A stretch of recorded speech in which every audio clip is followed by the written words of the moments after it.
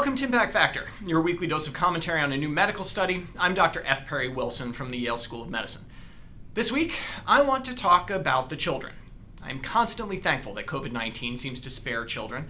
Can you imagine what the situation would be like if young kids were at significant risk? I have 3 young kids at home, and if there was a substantial risk to their lives, I'm not sure I could walk through those hospital doors. But from the beginning, it's been clear that age is one of, if not the most important, risk factor for COVID-19 mortality, as this data out of England shows. Data from Iceland gives us more promising information. Using random screening of the population, 0 out of 848 children under the age of 10 tested positive by PCR for COVID-19, as compared to around 1% of those above age 10. Putting this together, the early data seem to say that kids were less likely to get the coronavirus, and if they did, were less likely to die. As we consider how to reopen society, these data points suggest that opening schools may actually be a good first step. The concern of kids transmitting virus to more susceptible loved ones at home may be moot if they don't get it in the first place. And of course, opening schools would relieve parents of childcare responsibility, allowing them to work. But recently, new reports have called into question the nature of COVID-19 infection in kids. May 14th, the CDC issues a health advisory regarding multisystem inflammatory syndrome in children associated with COVID-19. What is this thing, and how many kids are affected? The syndrome is characterized by fever, hypotension, and organ dysfunction. Of note, respiratory symptoms do not appear to be universal.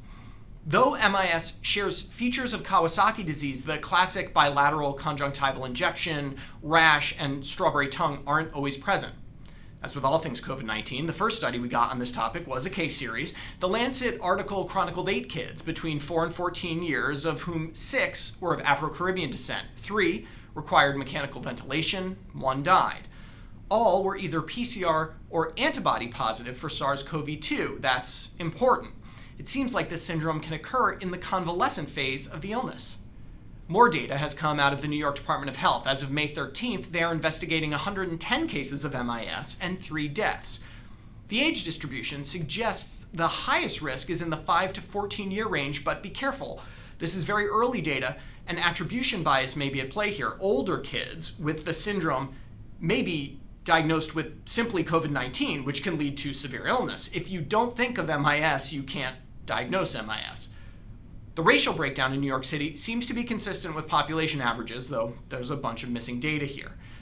In New York, just 1% of those hospitalized are under the age of 20.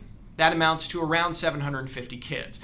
With 110 cases of MIS, this is not super rare, at least among those kids who are sick enough to get to the hospital.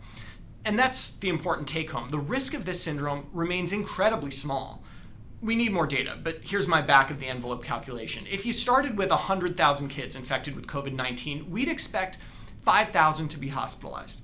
We'd expect 733 cases of MIS. Of those, we might see 20 deaths. That's 0.02%. That is not zero. That means we need to figure out how to treat this syndrome as fast as possible, but it's also not high enough to keep me from walking through those hospital doors. For Medscape, I'm Perry Wilson.